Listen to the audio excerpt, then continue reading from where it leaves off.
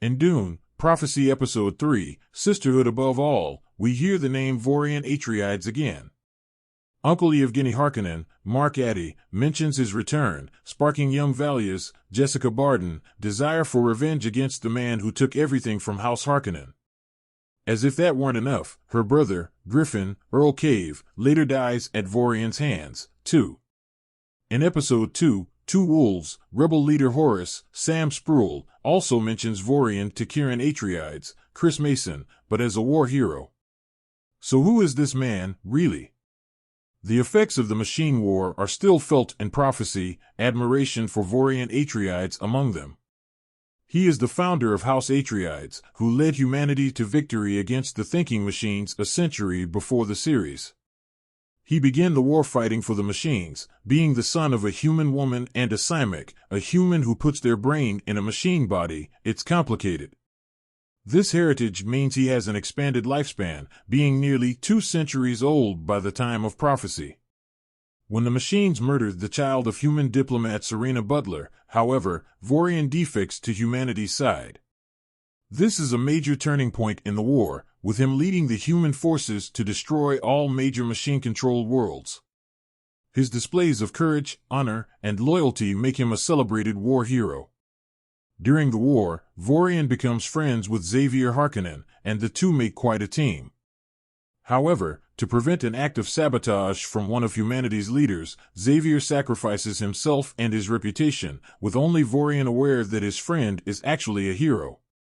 The Harkonnen name is stained and associated with treachery, but Vorian continues to honor his friend's legacy, eventually promoting Xavier's grandson, Abulard, to a command position in the army, and the two become good friends. When the time comes for a final offensive against the machines at the Battle of Corran, the enemy makes a human shield with 2 million people around the planet. Vorian orders an atomic strike to push through, but Abulard refuses. Shocked, Vorian relieves Abulard of his position and confines him to the brig, but Abulard still manages to escape and shut down all the weapon systems in the fleet to save the people in the human shield. Thanks to an act of sabotage on the surface of Corran, Abulard's actions proved unnecessary, but Vorian still branded him a coward. After the battle, Abulard was sentenced to death, but Vorian argued that House Harkonnen should be exiled instead.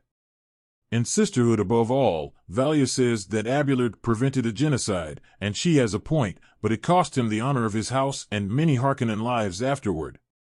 Most of Episode 3 takes place in flashback sequences, including the return of Griffin's body to Lankavale after he is killed by Vorian.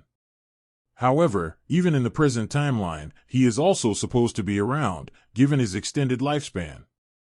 After the war, he decides to retire from public life and goes on a self-imposed exile on the backwater planet Kepler while the main branch of House Atreides settles on Caladan. Vorian only reappears when he visits the imperial capital of Seleucia Secundus, possibly the same occasion mentioned by Yevgeny in Sisterhood Above All.